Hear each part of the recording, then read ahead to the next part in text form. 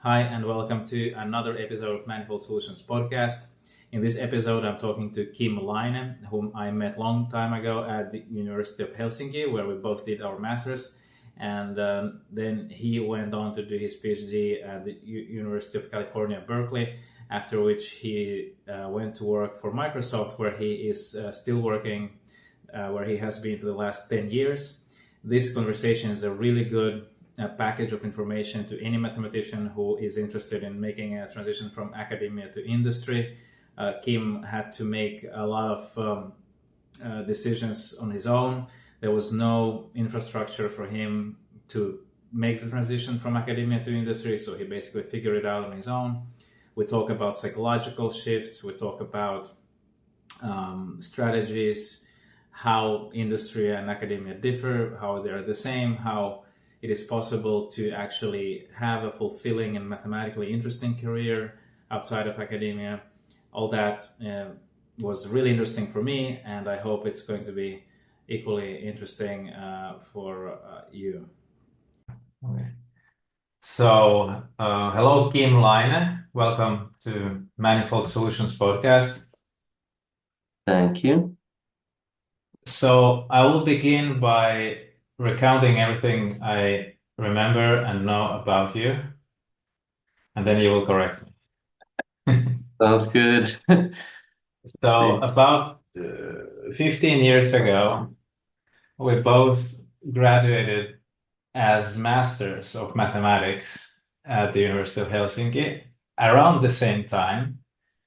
And what was kind of special about it, I did my master's in logic, you did your master's in mathematical physics and young Mill's theory, if I remember correctly, or something like that. Yeah, string mathematical theory. physics, string theory. Yeah, Right, string theory, that was it. Yeah.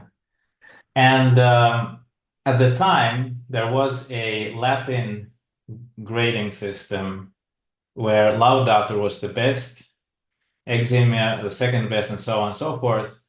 And it was extremely rare that anybody got Laudator for their master's thesis. I remember from my part, because I got Laudator, and it was the first time in the whole science faculty in 2 years that anybody got it. And I remember that you also got it. That's you also right. got Laudator, right? That's right. And I don't know why I remember this, but that's stuck in my mind. And I looked at your master's thesis at the time. It was very long. I don't know. I think it was really outstanding. Like almost could qualify as a PhD thesis or something. I'm not sure if you ever published papers from your master's thesis. I did not. I think it was very long, and I was absolutely exhausted with that project. And all I could think of was how to get out of. Right. Okay. That's actually the feeling I had after my PhD. Yeah. That's the feeling I had later on. Yeah, I mean, I understand very well. Of course, having also done the PhD then. And then you went to UC Berkeley after this, and which is also kind of incredible. It's very rare that somebody from Finland goes to any American university. And Berkeley is very highly ranked. I'm really curious to hear your experience in there. And then that's when my memory ends, but then I'm reading about you online. After that, you went and you joined Microsoft, where you've been working ever since. Mm-hmm. Right? That's all more or less correct. Okay. So sorry, I'm choking on my coffee here. No problem. Everything you said is pretty much correct. Yes, it's very rare for people from Finland to go to a university in the US for a PhD. I'm not really sure why. It's maybe it's the lack of information available. So when I applied, I really struggled to find anyone to tell me anything or give any information or advice. Very Yeah. difficult. In fact, I'm not sure I found anyone, or maybe I only found people who had done postdocs in the US. I'm not sure I found anyone who had gone there for a PhD.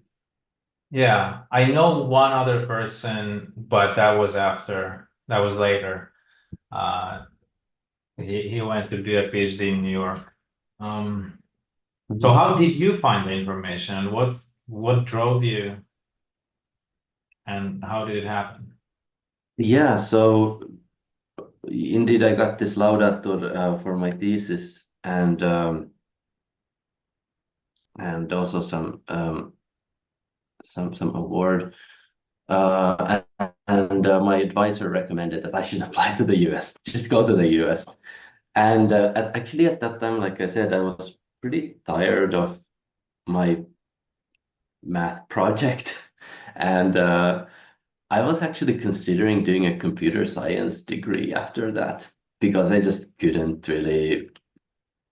I just felt like I can't continue with this. Wow, it was so But exhausting. yeah, it really. And well,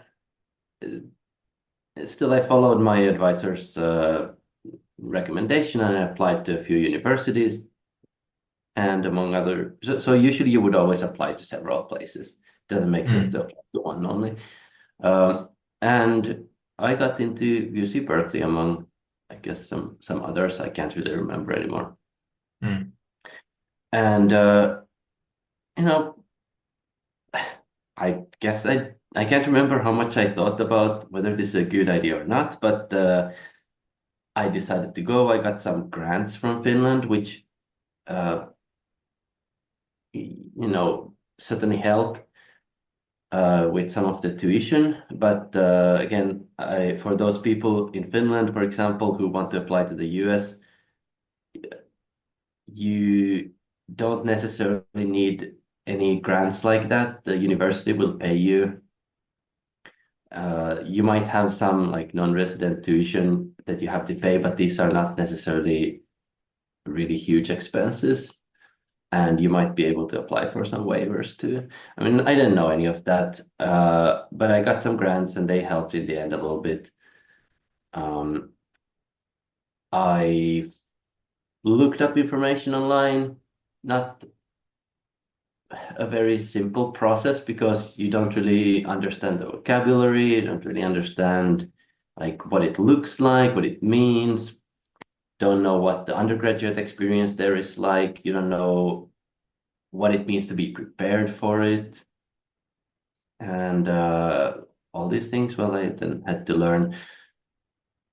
In my opinion, and in my experience, I think people graduating from Finland are very much prepared to go to PhD programs in the US. There's really no problem. I mean, some technicalities that one would need to know to apply, maybe, but there's no reason why one couldn't. And I think it was a great choice for me. Mm. So I started at UC Berkeley in 2010 Right, wow. in the math PhD program. Okay. Before we go into that, did you have to do, what is it, SAT, GRE, No, what are all these the exams? No, you GRE. didn't. GRE. GRE is an exam that you have. So you have to take some. Okay, SAT is for undergrad. I see. GRE is for some of these sciences and math. This standardized exam that you have to take when you apply. Well, there's a couple different parts in it, if I recall correctly. So there's like a math thing that you have to take, and then there's also a general GRE. Oh, it's because I applied to math. That's why I had to take the math subject exam, and then also like a general GRE. Mhm. I also had to take some language tests, which were not GRE. They were just some other standardized language competency tests. The GRE, I would say I was like completely unprepared for it. And this is one thing that one who knows what they're doing and get some help or some advice from someone would really like they would really benefit from some advice in this regard. Like I absolutely had no idea what I'm getting into. I didn't really read about it properly. I just went there, and I mean, obviously, I don't think it went well. I can't really remember because it was a while ago, but it definitely did not go well because like I had no idea what I'm getting into. It's a very crunchy thing. You have to do it very fast, and you have to. Generally, you would want to practice for this probably because I think typically it's like similar set of questions always or similar categories. You kind of learn them then when you look at old exams and things like this and you prepare, which I didn't. But somehow, which I'm not really sure how, I still got in. Right. And I actually talked to a PhD student friend of mine who never even submitted his GRE. He was from the UK. He never even submitted the GRE results, and he got in. Okay. I think we Very were probably interesting. pretty lucky, and some professor there probably vouched for us in some way. But or some professor advocated for us probably. But yeah, this is probably not how one should ideally do it. We have to realize that we're living today in a different world. The amount of information available today online, and you can just go and probably ask ChatGPT about these things today. I mean, I'm just in contrast to 2010. Yes, there was already Google, but I think that still to get information was slower and not so easy as it is today. The world is changing pretty fast. So in Berkeley, was there a specific area or do they have like a rotation year first? How did it work for you? No, so you do get like you're assigned like an initial advisor first, and you can later change your advisor. And since I was coming from the mathematical physics background or string theory, I was assigned an advisor who was more interested in that and working on that. And then, well, when I started there, we basically first take classes in whatever areas we want in math. But then over the maybe second and third year, you sort of start to specialize. You need to find an advisor. You need to pass this like little exam that checks that you're ready for, kind of continuing your studies. And that's when you really officially get your advisor. That's when your advisor agrees to work with you when you pass that little exam. It's like an oral whiteboard exam. So very different because here, if you start your PhD, you immediately start working on your thesis, right? So there, I guess the difference is also that most students don't even have a master's, but they have only a bachelor degree when they start. You came with a master's. I don't know how they exactly compare between Finland and. They're not easy to compare. The undergrad degrees are not that easy to compare. I feel like it depends a lot in the US from which university you come from, where you do your undergrad. In some schools, you study very broadly all kinds of topics. So that's a big difference to Finland, where in Finland you specialize very much. Like, what did I study? Like physics, theoretical physics, math. Maybe I took like some class in computer science, but that's it. And in the US, you would study much more broadly, like you take some classes in history. So it's very different sort of education. And of course, in the top schools, you would really get a top education. That's just how it is. They would prepare you very well for graduate school, and these people would probably be much more prepared than, a generic master student from Finland.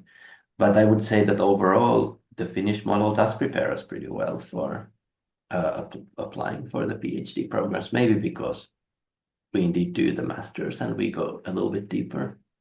There's that. That's the upside. Like, because we go more narrow, we maybe become faster kind of experts in a single topic, even though we're lacking the other dimension. I think we definitely are lacking the other dimension.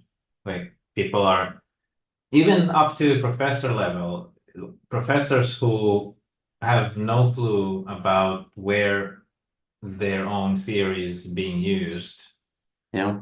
for example. And so, does this American education or your education, the postgraduate one, did it prepare, or does it prepare better for industry? Like, even when you're doing pure math? No. Okay. It probably depends on the school, but UC Berkeley is the math department there was a very traditionalist, very hardcore math school, and there was like no talk about industry jobs at all. Right. Was it looked down upon? Not so much as it was just completely ignored. Like it's not even an option. Right. And the funny thing is, a lot of my friends from that time they have ended up working in industry. I mean, maybe some of them do some postdoc at some universities, and then they end up working in industry in various kinds of roles. What was your topic for PhD there? Yeah, it's a pretty funny story. So, of course, I go in with this mathematical physics background, but something that always bothered me about mathematical physics and let's say string theory in particular was that no one agrees on definitions. It's like everyone's just making stuff up, not really agreeing on definitions or any concrete idea of what we're even doing. And I took some classes in number theory. Well, that's and the algebraic opposite. geometry. So I started studying these things, number theory and algebraic geometry, commutative algebra. And I just kind of fell in love with them because I thought that they are so concrete. So concrete. In number theory, you actually have clear questions that you're working on. Everyone agrees that these are the big problems. Everyone agrees on definitions for the most part. And the sort of extreme ambiguity that you have in string theory just isn't there. So I felt like, wow, this makes so much sense. This is so down to earth. It's so like so real. I think you get that ambiguity whenever you step out from mathematics in any area. I mean, if you have it in string theory, I believe that then you have it anywhere. And I'm trying to apply math in robotics and cognitive science kind of domain, mixed with philosophy, and there, of course, like it's so vague and so ambiguous for us. So this is of course very, very much but what do you think? Isn't that an opportunity for mathematicians to clear things up?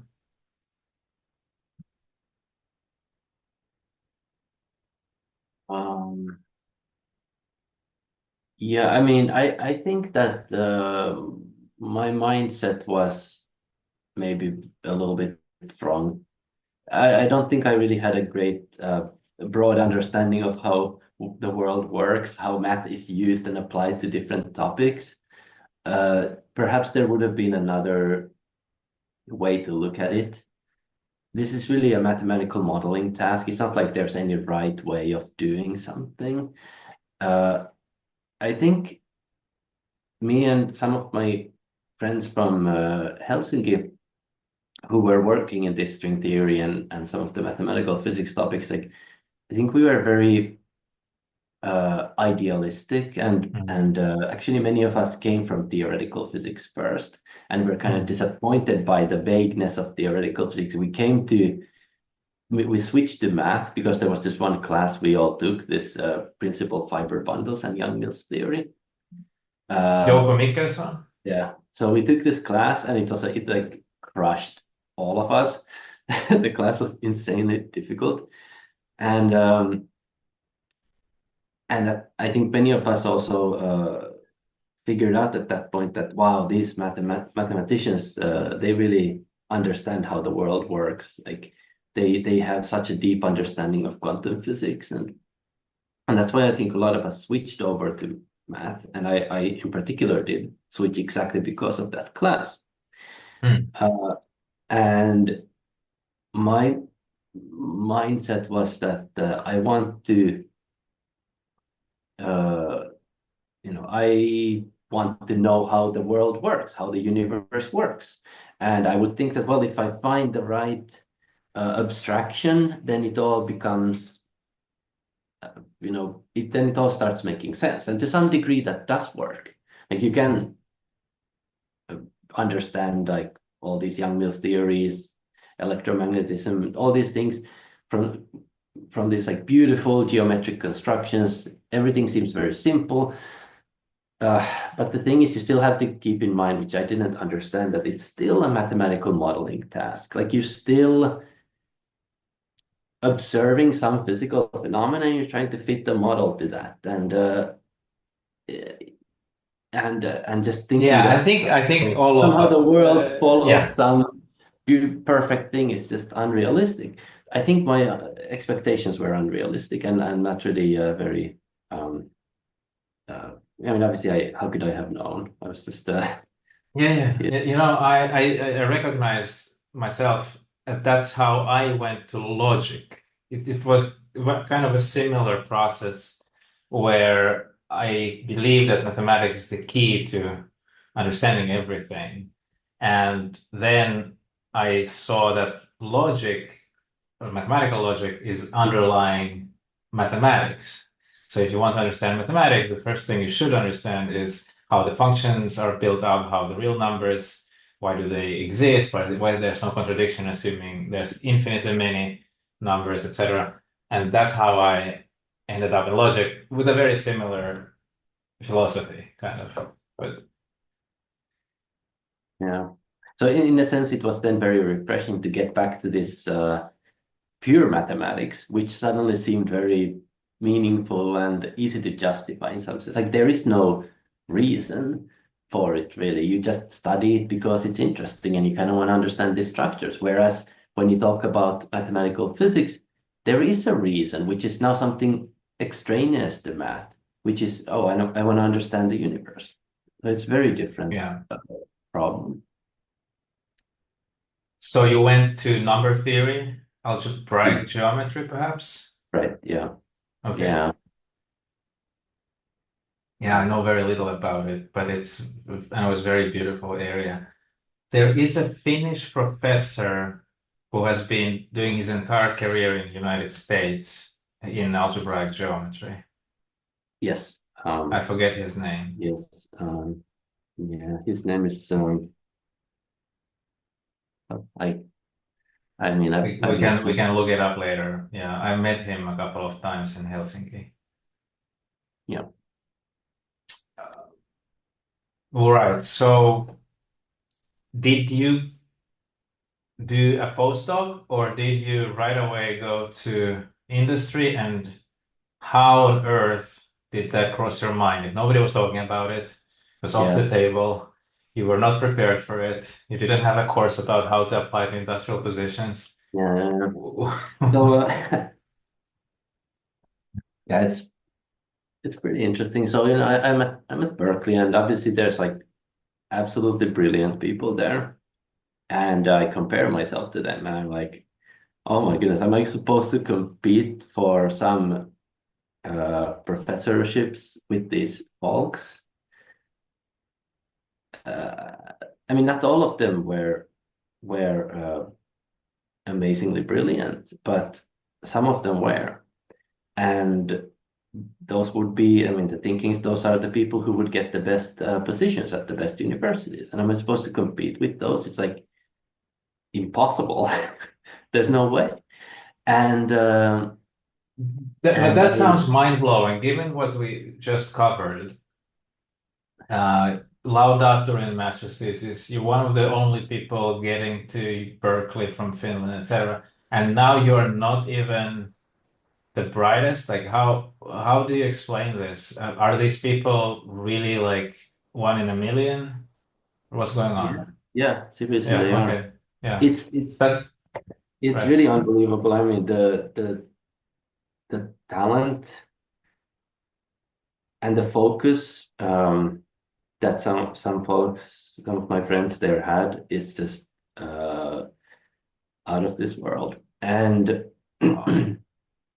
and well, so I start thinking like, okay, what do I do? I mean, I need to somehow like earn a living.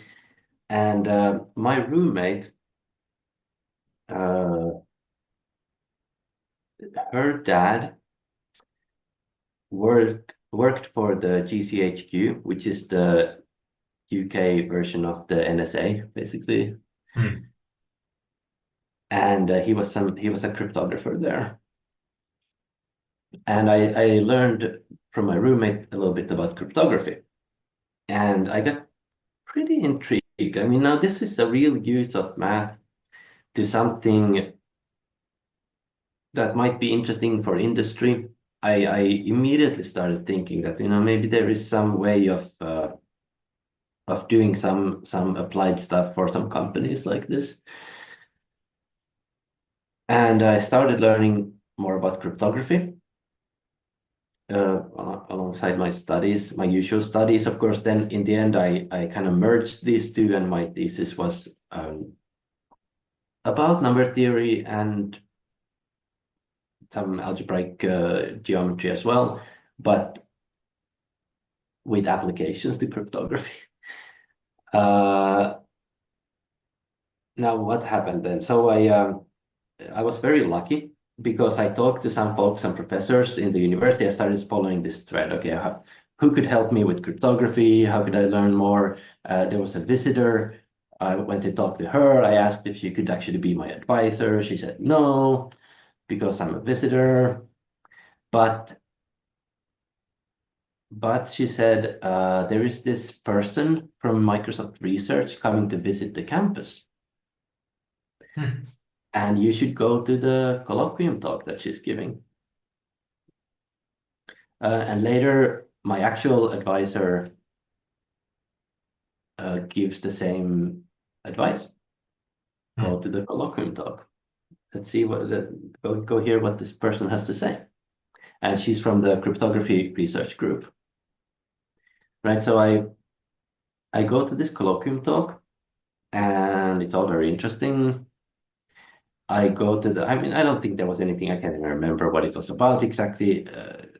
It's not like it was something mind-blowing, but I'm thinking very strategically here, right? Like if I wanna use my math background, I wanna do cryptography, I gotta somehow make some connections. So I go to the dinner after the colloquium and I talk with this person about my work, and she just straight up offers me an internship for the summer.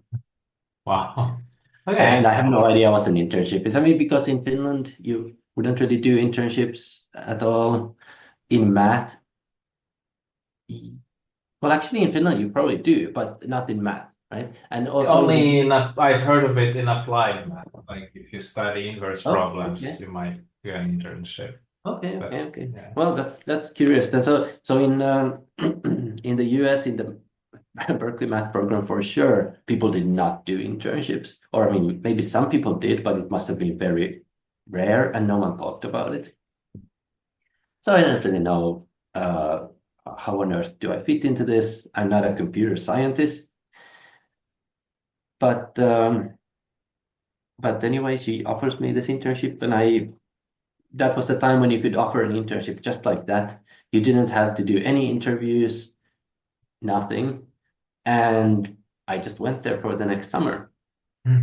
And that was just fabulous time. So I worked on some attacks against some non-hyperelliptic curve cryptography. So just for some people who may be listening to this and not know much about what these things are. So cryptography is the science of computer security, basically, data protection. Yeah, it's about protecting information in various ways, right? So it could be protecting the confidentiality of information, or it could be protecting the authenticity of information. And it's an example of applied number theory, as far as I know, right? And I think it's an example of something where if you go 75 years back, nobody would ever expect these things to have any applications because they couldn't envision the scale of our computer systems. And I think Hardy even wrote in his weird book. Oh, that's right. I know exactly what quote you mean. Yeah, I don't remember the exact quote actually. Something like he's proud if no one uses his things for anything. Right. Yeah. But yeah, so in cryptography is actually a very new field. It's not like algebraic geometry. Cryptography is very recent. There's really a couple big branches of it, but you can think of this like symmetric key cryptography, where you encrypt data with a key, and then you can decrypt the same data with the same key. Mm-hmm. And then there's public key cryptography or asymmetric cryptography, where you have a separate key for encrypting data. This is like a public key, and a separate key for decrypting it. That's a private key. So if you want to communicate some information to me, all I need to do is I need to give you my public key, so you can encrypt the information, send it to me, and I can decrypt it with my private key. These two forms of cryptography are very fundamentally different, and it's really, I mean, symmetric cryptography has really existed forever. People have tried all kinds of ways of ciphering data since antiquity, I suppose.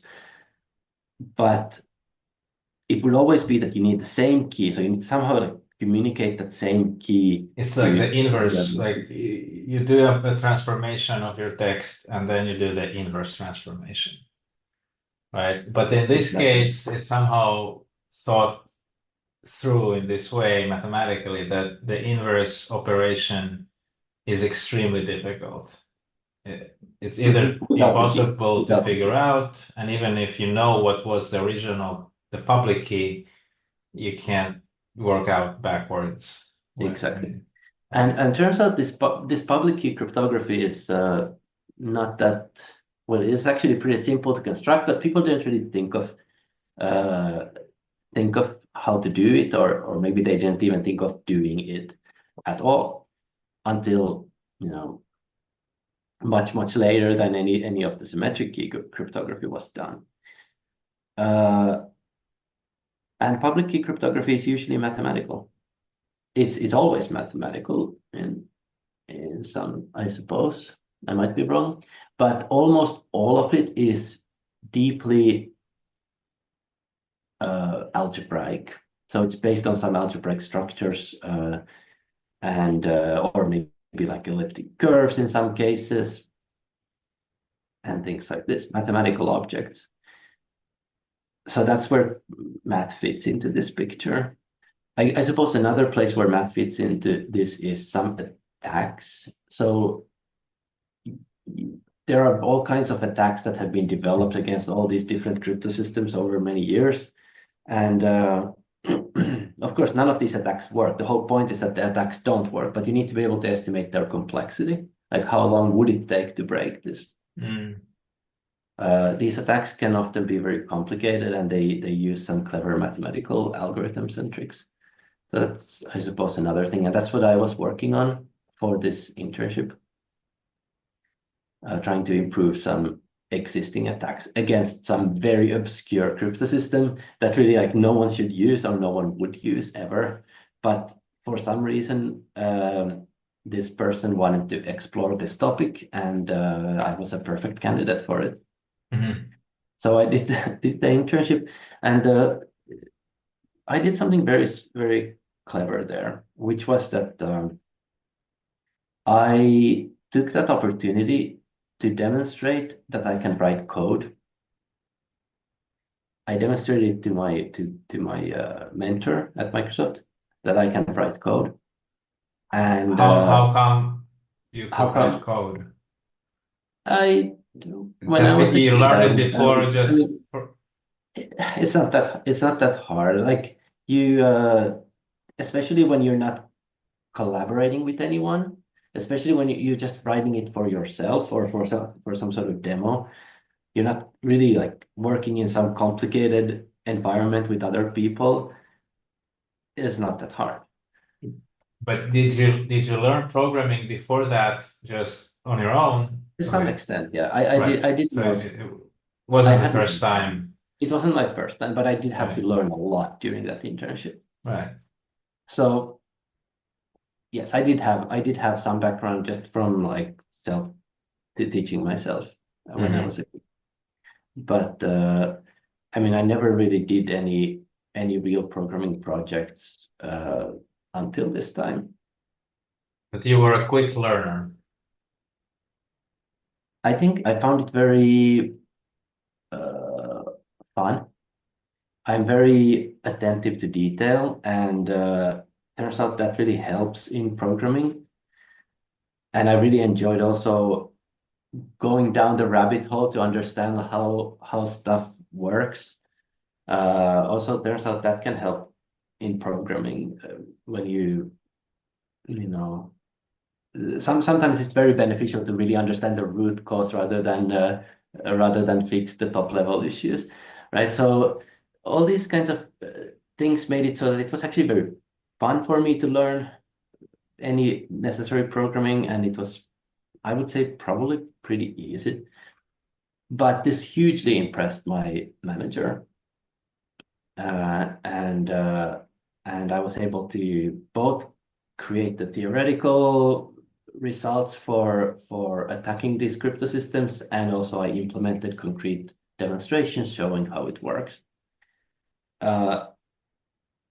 Okay, so the internship ends, and I go back to school,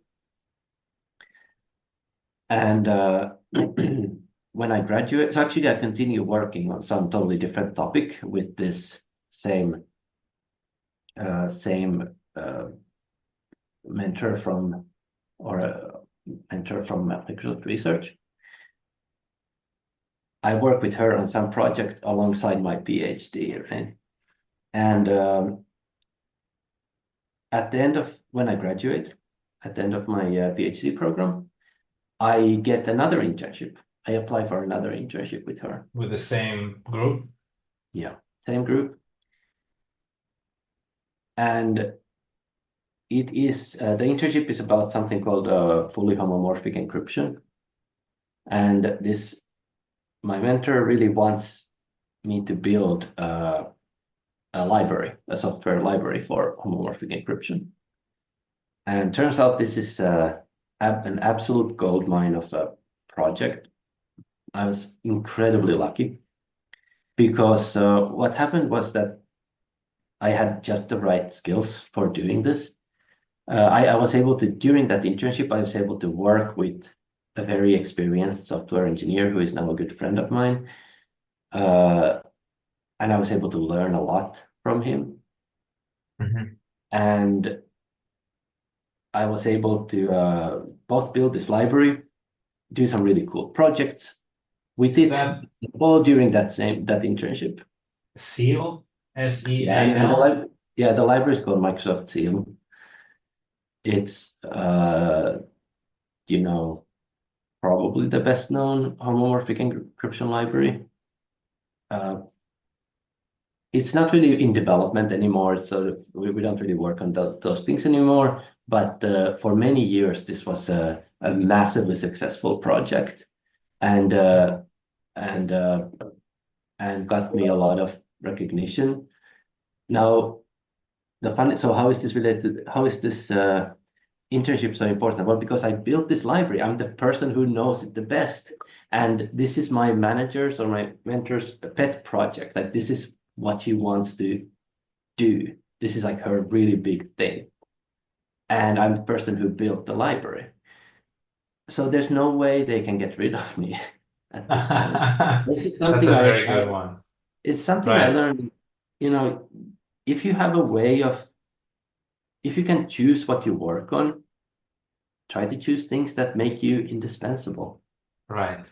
That's And something, wow, that's great. Because when I'm thinking between academia and industry, what I usually see typically is that the difference is that in academia, you are indispensable, while in industry, usually you're not. Because in academia, you're working on something that you are working on. You quit, that's it. Nobody's working on that same thing. Like imagine Yoko Vannanen stops doing dependence logic. Okay, he has obviously now created the whole field, and you don't have to know what I'm talking about to understand my point, is that you are the professor of certain big topic, and so you're indispensable in that sense. But in industry, I feel that most of the time, it's the goal to make people replaceable because it's too difficult to be in a situation like this, kind of. I think that was actually, before you said this, that was my impression. So now you're kind of changing this, that even in industry, you might end up being the only person who really, is indispensable for a certain project. I think it's uh, you, in industry there are many jobs that are more like maybe labor, in the sense that these jobs, or the people working at these jobs, are very replaceable. Right. So as a And programmer, for example, and you can hire a programmer, you can fire a programmer, and then you hire a new one. You just take, where the previous one ended, the next one starts. You have to just make the transition. You should be able to account for maternity leave, paternity leave, sick leave, death. Like companies usually can't afford to hang things on one person. So yeah, getting into that position is really smart move. but it's very difficult, right? Because I mean, so actually there are some cases like there are these well-known ideas that if you have a good programmer, they are worth like 100 not good programmers or something like this. And it's kind of true, but it's also very difficult to become that like super good programmer. But what is much easier is to get it's very difficult to become like the absolute expert in one topic, but what you can become much more easily is pretty good at a lot of things. So just choose your favorite combination of like, 4 or 5 things and just become good at those. And now you can be the person who, understands the code, can also communicate it. They know the right people in the research world. They maybe have the math background. How do you replace a person like this? Impossible. Because you would have to, there's no way you could find someone who has the same combination of skills. Now, of course, you need to make sure that that combination of skills is actually bringing some value. And so therein is the strategic component of this, where you have to think, well, what matters to the organization. But once you can figure that out, then you can figure out like what matters to my manager. Then you can maybe it's not that easy, maybe it's not that difficult to make yourself indispensable. Interesting, very interesting. Yeah, you're changing my perception in a good way. So in the end, my internship ends and they hire me as a postdoc. As a postdoc? As a Okay. postdoc. So Microsoft Research has postdocs. It's a 2-year postdoc, but then after the first year, basically I have to apply again to the company, and they do a whole new interview thing for me, and I become a researcher. At what point did your work become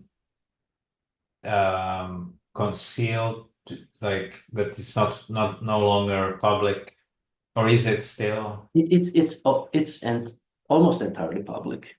Okay, so it's So open typically, source, yeah. or Typically, what we do in Microsoft Research is fundamental research that is published. Now, sometimes we do work on some internal things, but even those usually after like an initial time when the thing is relevant internally, after that usually can be published. So it's more of I wouldn't say it's like an academic institution, but it's something between like purely internal research and academia. It's something between. so it was We're actually relatively maybe it's soft. closer to academia. But you mentioned that you have to understand the different mentality and what is valuable for the company is different. For sure, because How- otherwise you will become you will become dispensable, right? If you Yes, don't. but I think that's a difficult one for somebody who comes from pure math or string theory, where the value is in pure understanding of the world, as you said before.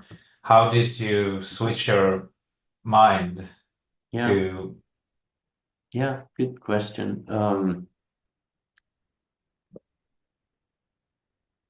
I think it's something I have learned is that nothing is simple. And when something is complicated, when there's a puzzle in something or when there's some challenge in something, I can become interested in that. And it's a very naive thought that I certainly also had when I was younger, that the real pure problems are in this and this algebraic number theory or whatever. But actually, there's a lot of other interesting problems, and if I just understand what those problems are, maybe I can get excited about them, and that's how I think of it. The industry problems are just different, but it's pretty easy for me to understand. Okay, well, the business has these and these constraints. It's like a constraint problem, right? So you're not solving the pure academic version of the problem, but you're imposing these additional constraints. Now you have a new problem. How can we solve this? It's the same thing. You just have to adapt. And actually, sometimes you have to really change what you do too. One challenge that I often see with the interns that I have is that they have a very funny mindset where they come and they think that, okay, I'm working on this for my PhD, therefore this is what I will always work on. Like I can never do anything else.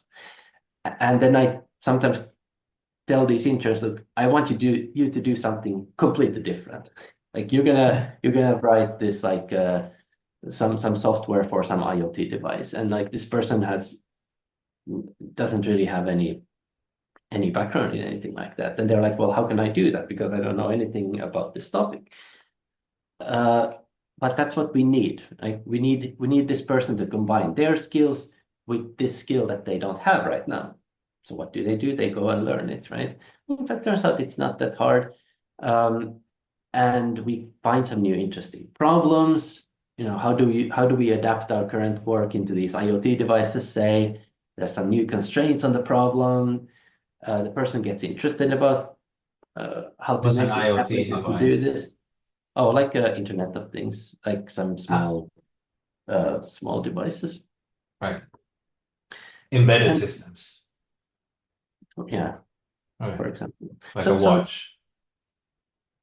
like a watch, or like a smart doorbell or something. Right. So this kind of open-mindedness and flexibility about what you do, being able to get interested in new things, understanding that you're not locked into some destiny that you chose when you were in undergrad, but you can choose to learn new things is really important. And for some people, it's hard to see that they have that capacity. But the thing is, like, if you've learned math, I'm pretty sure you can learn pretty much anything. Yeah, that's a superpower. Yeah, yeah, it really is.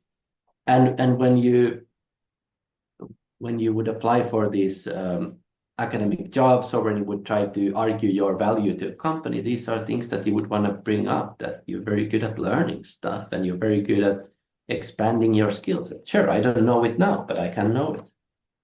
Mm.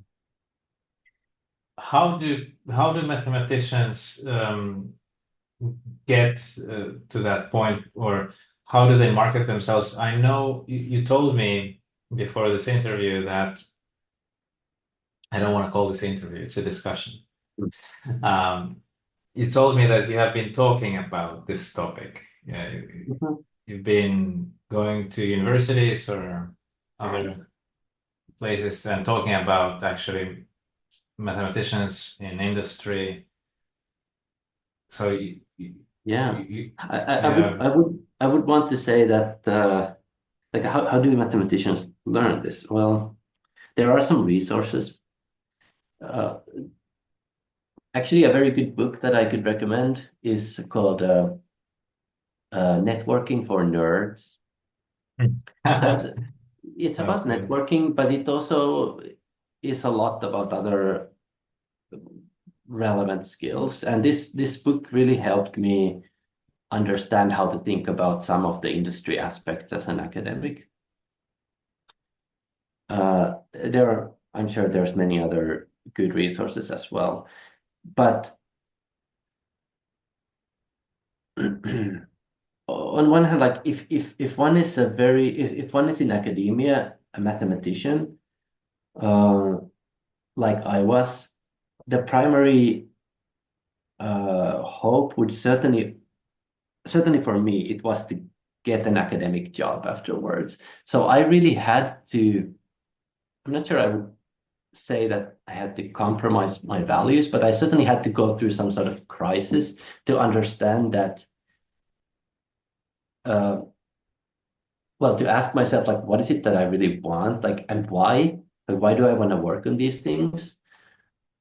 What is it that I hope to get from working on these things? And through this kind of crisis, uh, well, I was able to broaden my horizons and really understand that, well, maybe I can get what I want from many other paths as well. And maybe I can get excited about these other things as well.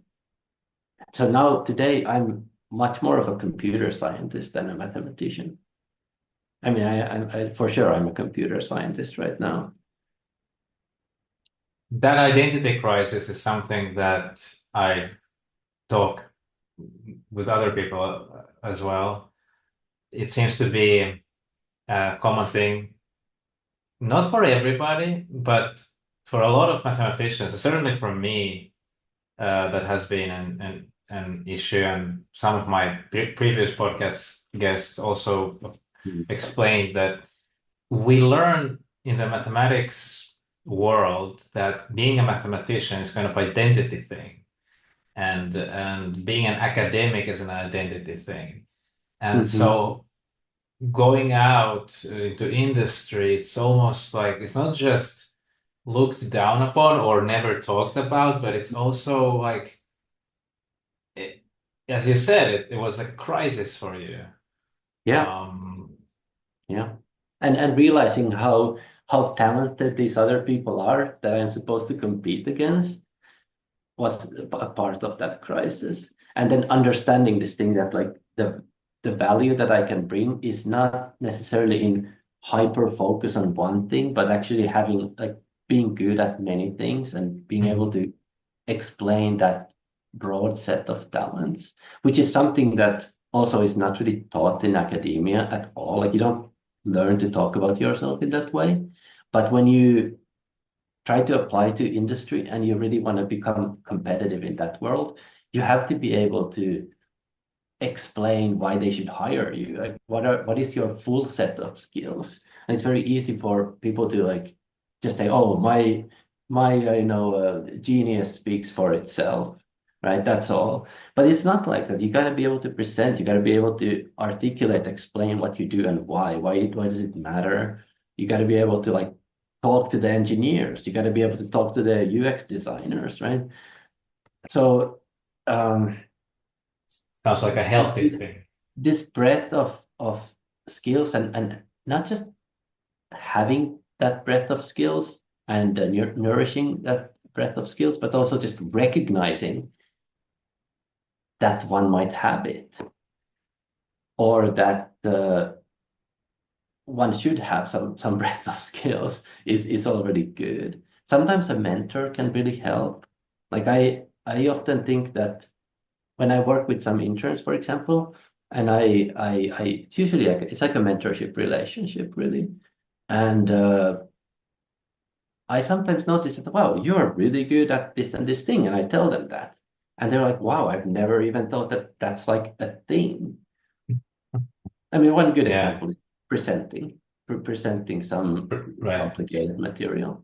Yeah, nobody ever compliments. I mean, sometimes, but it's not really a thing in academia because you're complimented on the results, and everything else Your is genius kind of speaks for itself, right? yeah, But exactly. it doesn't really exist in academia, perhaps. Yeah. Yeah.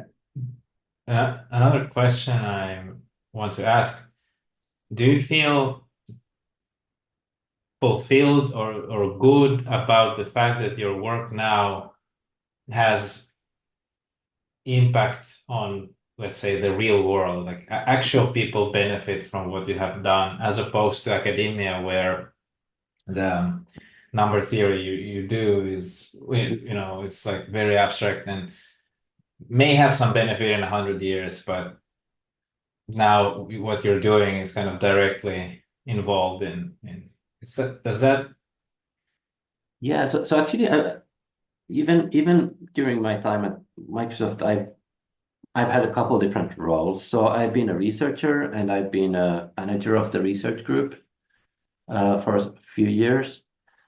Um, and like, well, being a manager, you obviously, I would still do research, but I would also have a direct impact on the team and enabling the team to do better work and helping them grow in their roles and succeed, right? So this is very like obvious impact, and you immediately see the outcomes of that. Now, being in the research role, it varies also a lot, actually. So there, sometimes the work that we would do is more academic. Like we just really don't know. We feel like, maybe there's something here, but it's not really clear how it would benefit the business. It's not clear how it would fit anywhere. But in Microsoft Research, we have the luxury of thinking that the society should have this technology available. So let's create it. We think that there is value here, even though we don't see it immediately. In other case, sorry. In other cases, it is very direct. And yes, that's very nice to see. In fact, some of my work is in the Microsoft Edge browser, for example. So this is in like hundreds of millions of devices. Hmm. In fact, the Microsoft C library is in every Edge browser. Oh, wow. Yeah. Yeah, Microsoft Edge uses homomorphic encryption. Right. Wow. Okay. So, well, that's what I mean exactly. That's It's certainly the. nice. I mean, it's certainly nice, and the company values that hugely. Mm. So the in industry, especially in the US, I don't know how it is in Finland. There's this term called impact. It's this like BS term, kind of that you know they always tell you, oh, you got to have more impact. You can't get a promotion because you got to have more impact, and no one ever explains what impact means. But my Talking current about manager, talking about ambiguity. it's very ambiguous. It's a known BS term, but my manager has a very good explanation of it, which is that when you do something that changes someone's course, then there's been impact.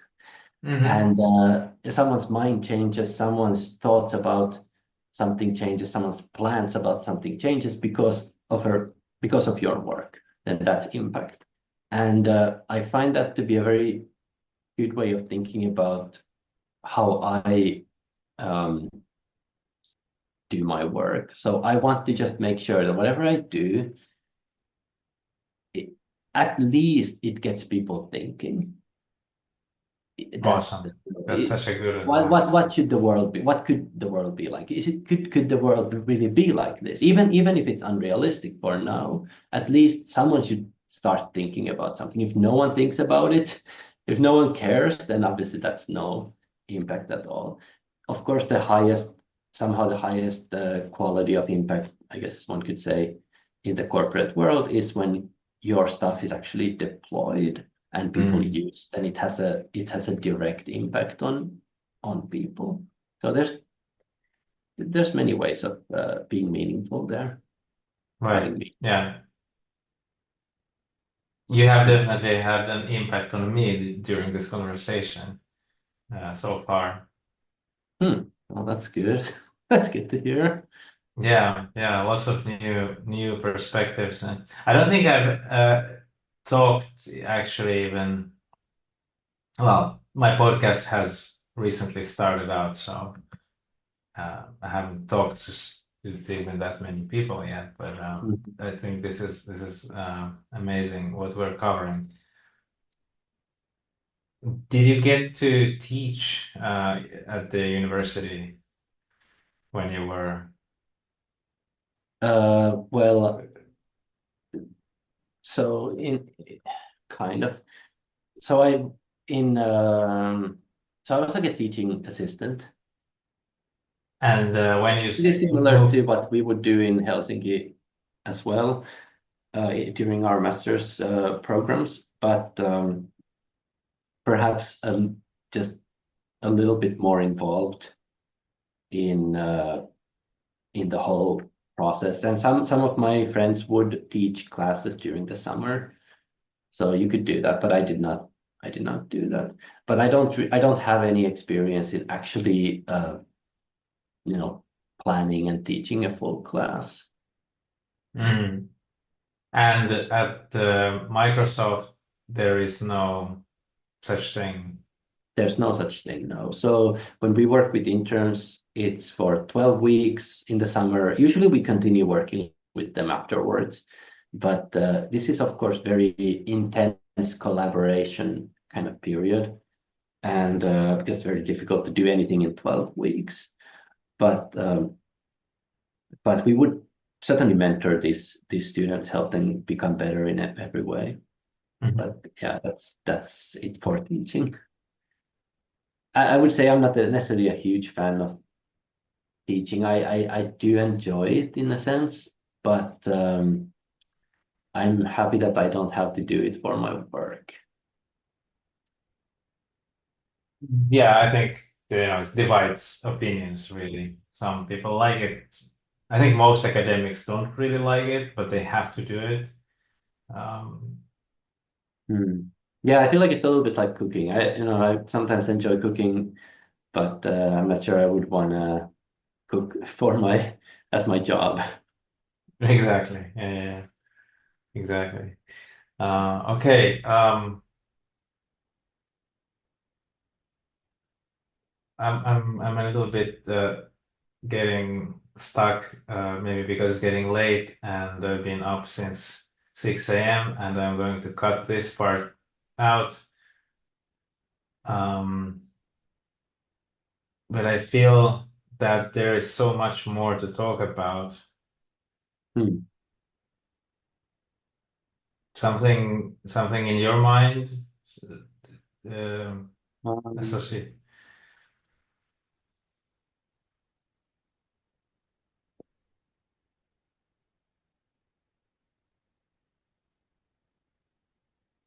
um, I don't know. You mentioned the book Networking for Nerds, and networking is very important if you want to succeed in Okay, industrial a world. couple of possible topics. Networking, uh, applying for jobs in industry, um, resumes, recommendation letters, code interviews, programming interviews, um, possibility of like working as a manager. Um, that's Very like cool. Let's jump into this. So you mentioned the uh, book on got networking, this, got networking for this. nerds. Yeah. Okay. Aloitetaan breikin. Okay. Okei. Aloitetaan 10 minuutin päästä. Mä pistän pauselle. So you mentioned the book Networking for Nerds. Networking is something extremely important. I mean, both in academia and industry, but I think in industry is especially has a different flavor and different style. What thoughts do you have about that? Um, so networking can be very uncomfortable for a lot of people, especially well, I mean, I myself am neurodivergent, and certainly networking is not something that comes naturally to me. But it's something that one can learn. It's like a set of kind of rules or guidelines that you can learn, and then you just follow those, and it's probably going to go well. Hmm. If it doesn't go well, maybe you didn't want to talk to that person anyway. Right. So maybe it didn't work for the right reasons. Exactly.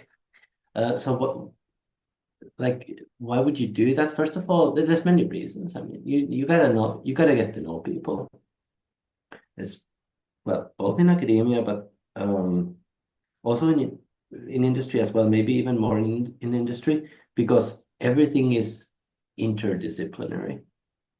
You gotta be able to work across your field and someone else's field. You gotta be able to bring ideas together from different areas to solve real problems.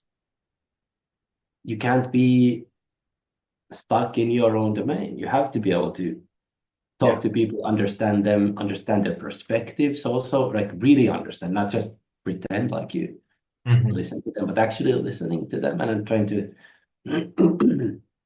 like see where they're coming. And networking can achieve these things, and it can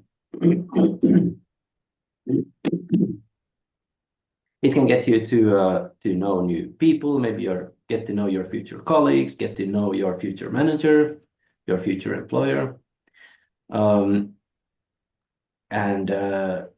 it's unfortunate that a lot of people, myself included for sure, had a very negative view of networking. I mean, the way I would think of it is that I'm far above this. Again, my genius speaks for itself, right? I'm Yeah. far above this. Like, why would I need to go talk to these people? I mean, they should come to me Yes. to hear my wisdom. Oh But boy. that's just not how things work. Yeah. And you have to, maybe the way to get to this requires a crisis of some sort. When you understand that, look, they're really not coming for me. Like I gotta, I gotta do something. Maybe that's the crisis. I don't know.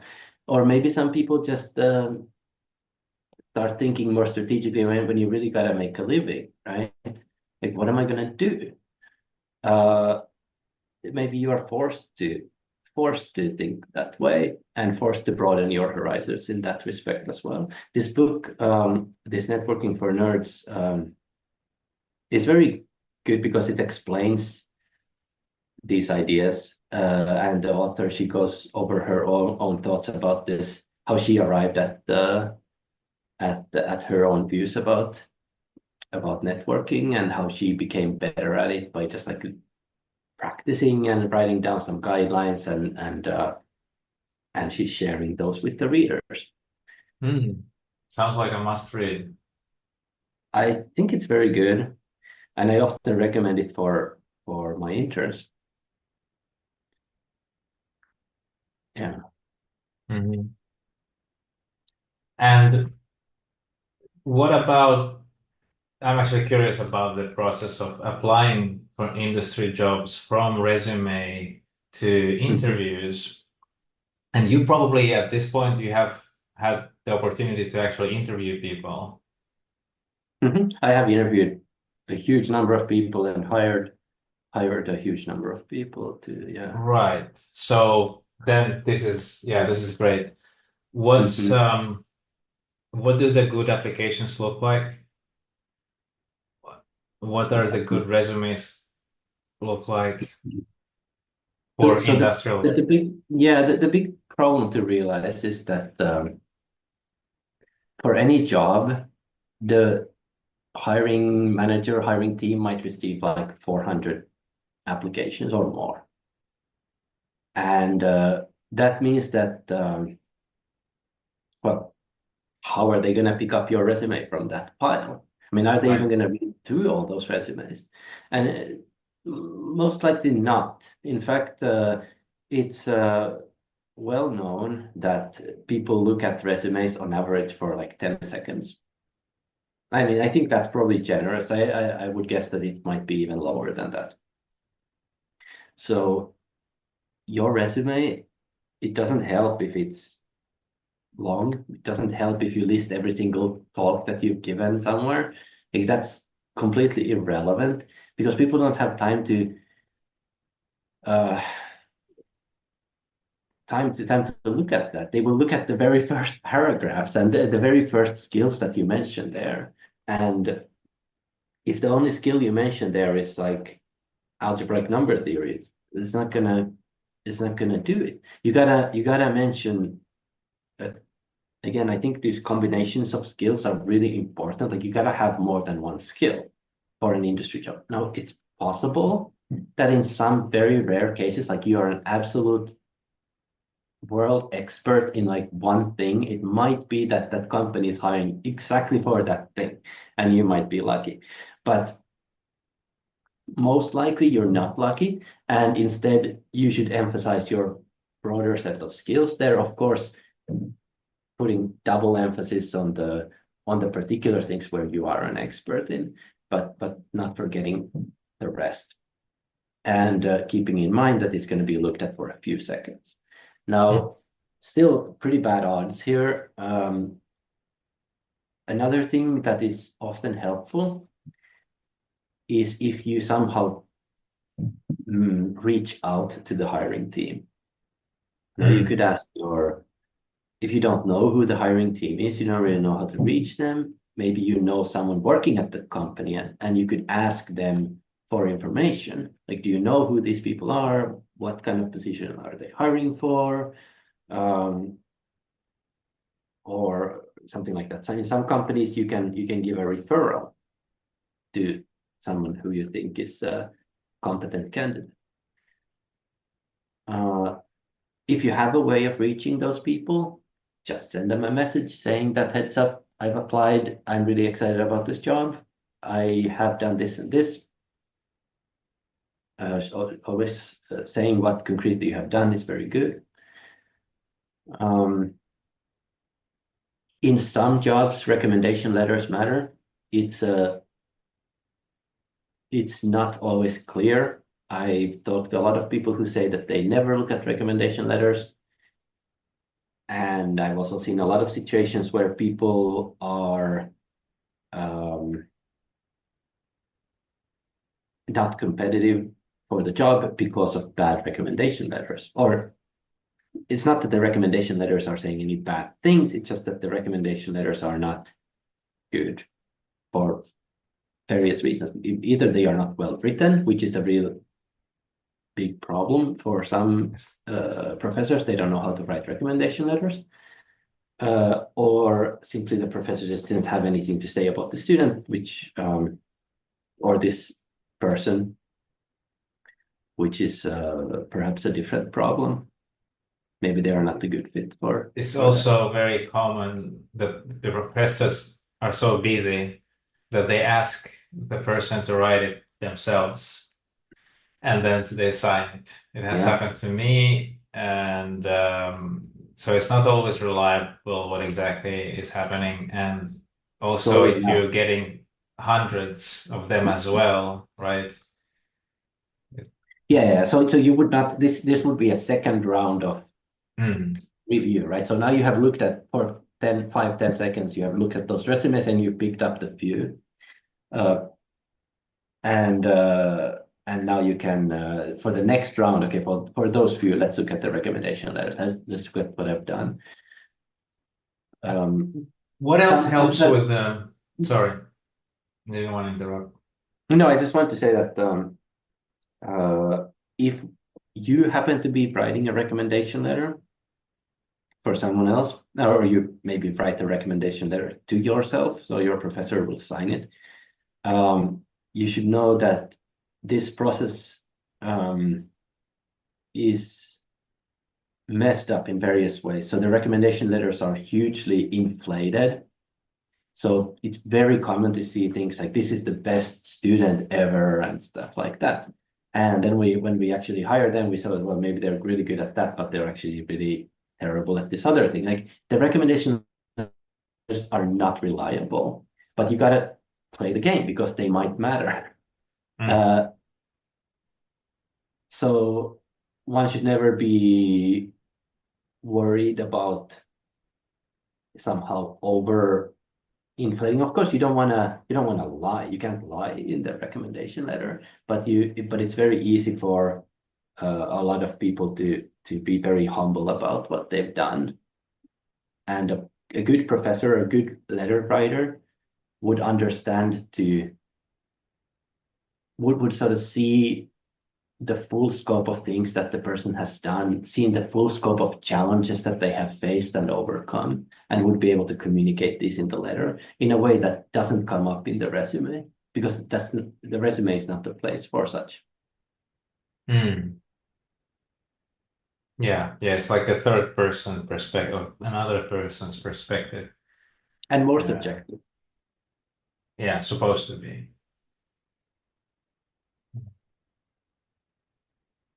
Okay.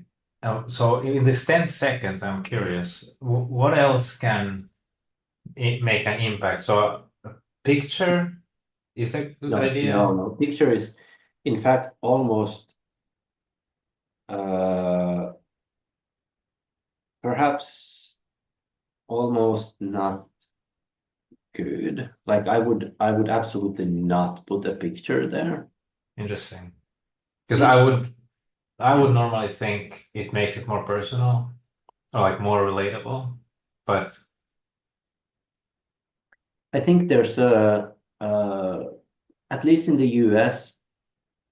So when I get recommendation letters from people around the world, they really differ depending on where the person is from. But in the US, there's very strong laws and guidances about what you should take in, what you can take into account when you review these candidates. And for big companies in particular, these things are taken pretty seriously. And putting some extra information there, like married or your picture or things like this, it feels almost inappropriate. And that's just my personal feeling and my personal sense of it. So I would say that the best resumes don't have anything extra like that. Mhm. Okay, that's very good to know. And yeah. Because it's not obvious to everybody outside of US, let's say. No, it's certainly not. I mean, I don't think it. I'm not sure it would necessarily harm you, but it might. Like, I would look at it, I would be like, that's kind of Unprofessional, right? yeah, it's a little bit like odd. Or it's like this person isn't really understanding maybe the American work culture or the job application culture. I might be also Okay. wrong, but this is my sense. Another thing that really stands out, maybe unfortunately, is the school. So if you have graduated from like MIT, Stanford, some very famous school, or if or some school where I know that they are very, very good at this one topic, or if I know the professor or the advisor of this person, and I'm really talking about the students here now applying for jobs, then that does have an impact. And it is maybe, I mean, it is some sort of signal that like this person has worked with someone, so I have some level of guarantee that they know some standardized, their way of doing things is somehow standardized according to this and these professors or school standards. And that can maybe have an impact. Yeah, of course. And it makes sense, and I think it's not a bad thing. Like we cannot avoid the fact that we're humans, and we know, if you know where the environment they come from, you're familiar yourself, or you know the professor, or you just simply know that this is a highly ranked place. I mean, Yeah. I mean, it might not necessarily mean that you might miss a good candidate this way, but so the way I've actually worked a lot at Microsoft on improving our hiring practices for diversity and inclusion, in the sense that there is a really big danger there, which is that you really, in the first round of resume reviews, you just take those people who are from the big schools. I mean, this is totally inappropriate, and you might actually be missing a lot of great candidates. Unfortunately, some people do this, and it's definitely very harmful. The right way, or I don't know, right way, but better way, is to still,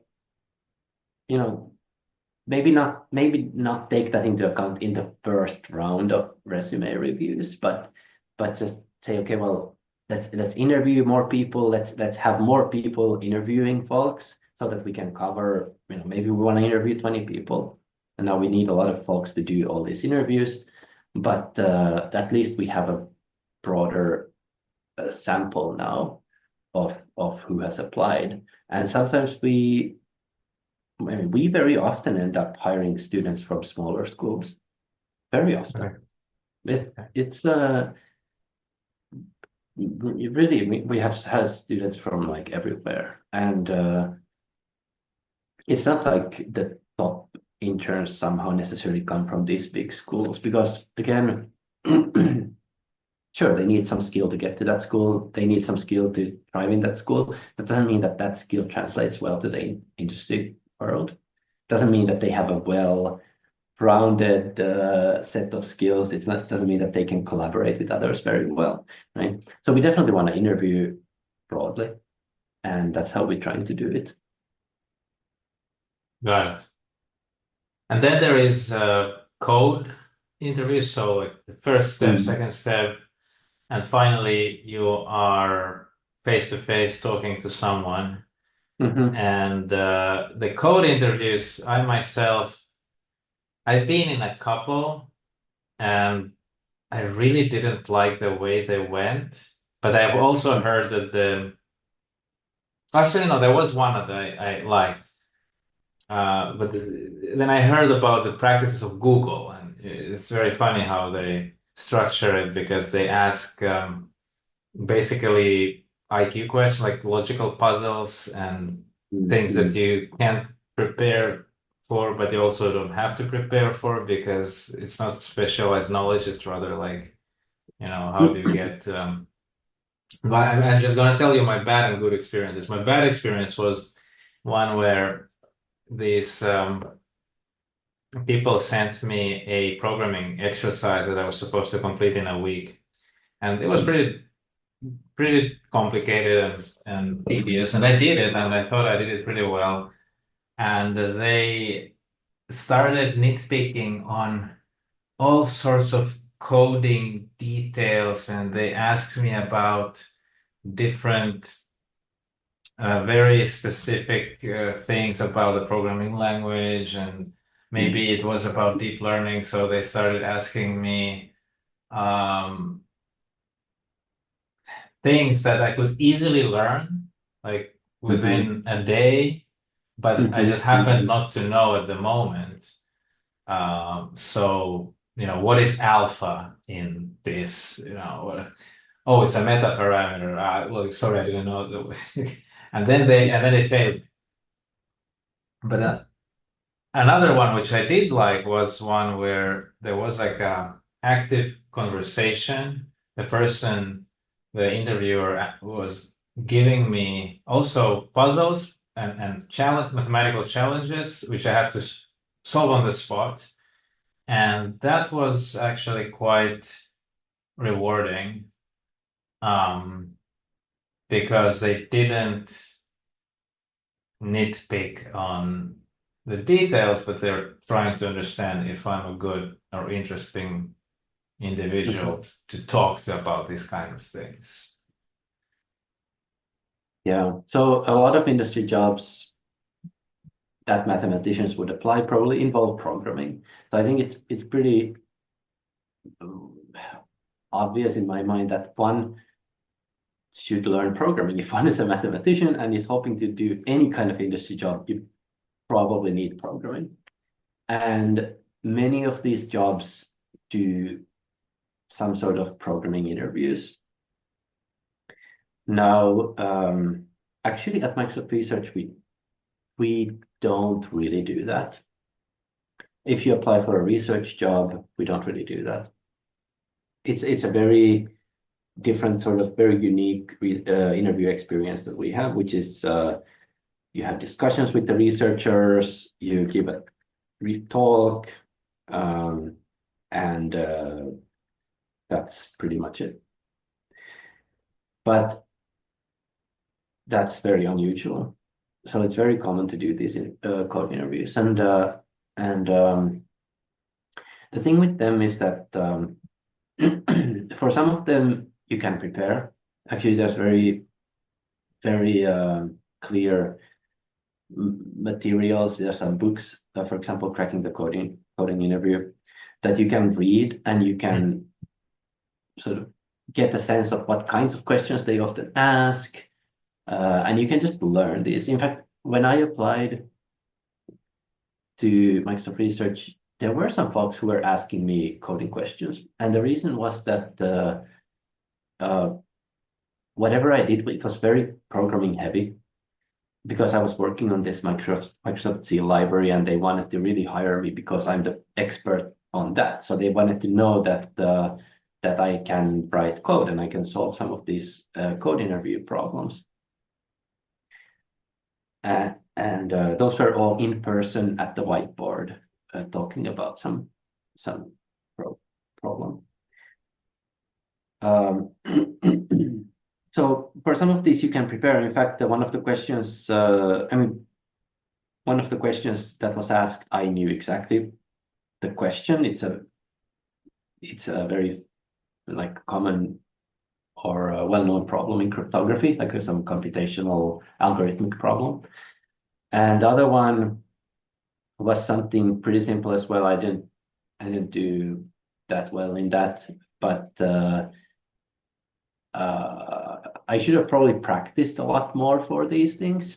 It's pretty stressful to write the code on the board or to do these code interviews, but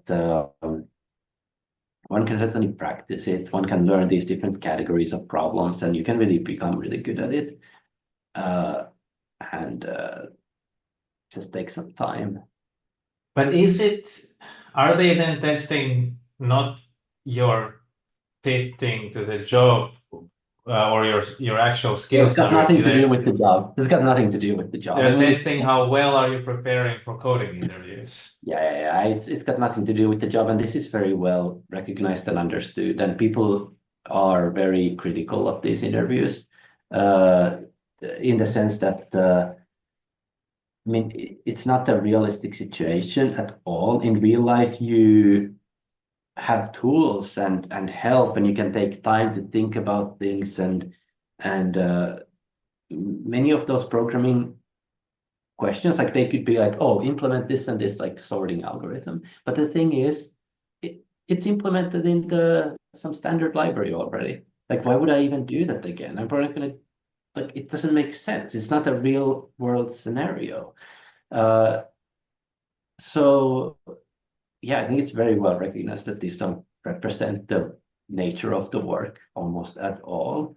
Maybe some like architectural questions if you apply for some job that's like a little bit higher level engineering job, and you need to actually design some complex systems. Maybe some of these architectural questions are more meaningful, but for a mathematician applying to a job, like you should know what you're getting into, what you're applying to, how you should prepare, what kinds of questions they're going to ask. Like, you should know if they're going to ask some architecture questions. Right. That's it. But these interviews are a way of screening people. So whether or not they are relevant for the job, it's still a way of, ranking. Oh, for sure. people. Right. For sure. Some companies have made all these hiring processes very formal, so that you just apply to the company, you do the standardized interview. There's a dedicated people whose job is to do these interviews, and now you pass the interview, and now you can start thinking about, okay, well, where should this person actually work? For us at Microsoft Research, it's not like that. We hire and we interview for a very particular position. So it depends on the company. Again, it's really important that you know what you're getting into. So when you apply to these jobs, it helps tremendously to know someone who's already there. It will give you a huge advantage. And or if you don't know, you could just look up someone on LinkedIn, say, I noticed your your profile, it's kind of similar to mine. I see that you're coming from this background too, and I'm hoping to apply to this company. I wonder if you could have some time to chat with me to help me understand what I'm getting into, something like this. Mhm. You work now as your title on your website is principal researcher. Right. Does that mean you have a team? So I am principal researcher right now, and I work in a team of maybe like 11 or 12 cryptographers. So it's a huge team. I used to be, until earlier this year, I was a research manager. I was like a principal research manager, and I was leading a cryptography and privacy research group for a few years, which was then merged into some bigger group. That's why we have a very large group right now. So I was a manager until just earlier this year. Okay, so what does it mean to be a manager, and is it something that somebody can apply for from outside, or does it mean, or do you get to that position only by working first? One maybe unfortunate thing in at least American corporate life is that when talking about these lower level managers, what happens is that the person who has a lot of skills in some technical topic is sort of promoted to be a manager. And Okay, this sounds is like a bad thing. it actually doesn't result in very great outcomes in many cases, because obviously these people, I mean, I know many people who become managers because maybe the previous manager left, which is what happened to me. And they were the technical expert in some topic, and the organization values that topic. So let's make this person a manager, like a people manager. I mean, having skills in some technical topic doesn't mean that you would enjoy being a people manager or would have any kind of talent in that. It doesn't even mean that you would have any kind of leadership skills necessarily, although it might mean that. Um, and sometimes you end up with managers who are very sad and very unhappy in their positions, and teams that are not thriving. For me, I actually really wanted to become a manager. I naively thought that I want to be someone who decides what research is important, and Yeah, that's ultimately what it means but it's a in naive theory, thought. It's a right? naive thought, and I quickly realized that that's not how it works in practice. But I did want to become a manager, and I did enjoy it. My team, when my previous manager left, my team kind of voted that I should become the manager of the team, and it was an interesting experience. Now I'm back to being a non-manager, an individual contributor, as we say, and it's very different experience. I need to mostly care about my own contributions and the projects that I'm involved in. But as a manager, you have to grow others. You have to make sure that everyone else is sort of put ahead of yourself. It's a very different mindset. As an individual contributor, you really want to be the best yourself. Like that's your job, to become really good at something yourself. And this is very aligned with the academic mentality as well. Obviously, like I want to be a very good researcher. But as a manager, you really need to flip that around. The whole point is not that you are good. The whole point is that you hire people who are better than you, and you help them become even better. So the competitiveness of academia is flipped around. You spoke before how competitive it is at the university. How is it? How is the feeling in Microsoft? Well, it doesn't always work that ideal, but I think that's the idealistic view of the manager job, like a research manager job, where Is it comparable to a professor who manages a group? Perhaps it is. I think it is comparable.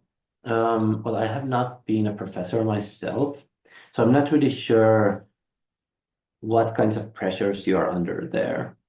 But I would say it's probably a little bit similar, except here, of course, the people you're working with might be much more senior. Like I was managing people who were like decades older than I am.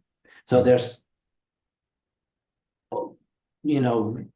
maybe a little bit different situation in that regard. then also as a professor, you would advise students who work on the same thing as what you work on, and I mean, everyone would have sort of the same skill set, and your job is to grow that skill set in others, in your students. But in industry, at least when I was a manager, I was managing both engineers, researchers, more theoretical researchers, less theoretical researchers, and then also managing the connections to other groups, managing up, meaning helping my management chain understand what we do, and help set expectations for them and things like this. So maybe it's a little bit different in that sense. Sounds different, yeah. Yeah.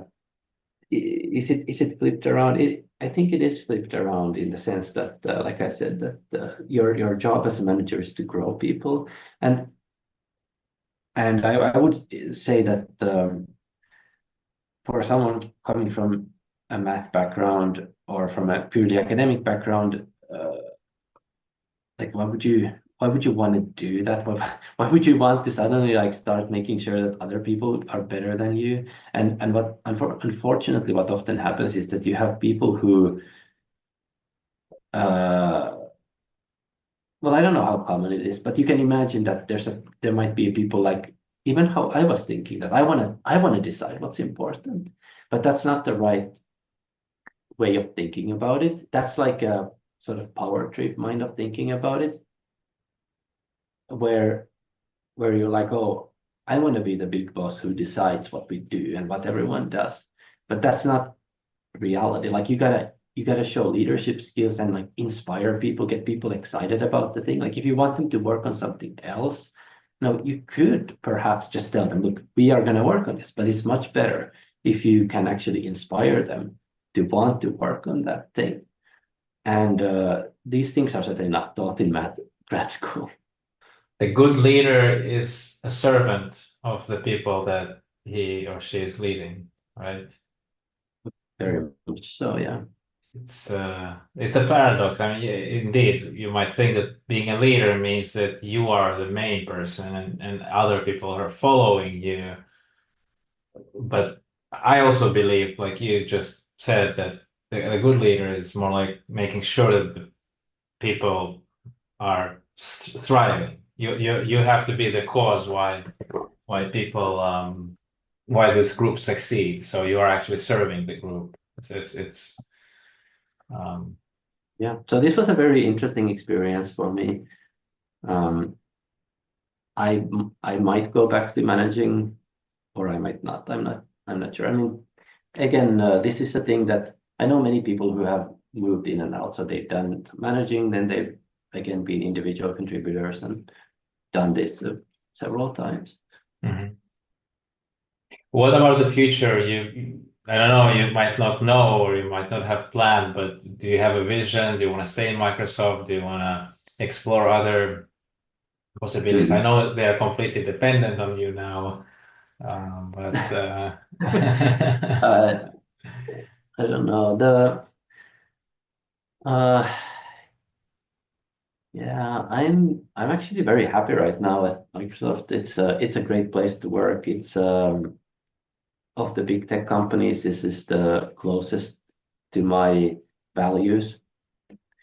And I feel like it's a good company that does often the right thing. Not always, maybe, but there's really good people there in charge who really try to do the right thing, as far as I can tell.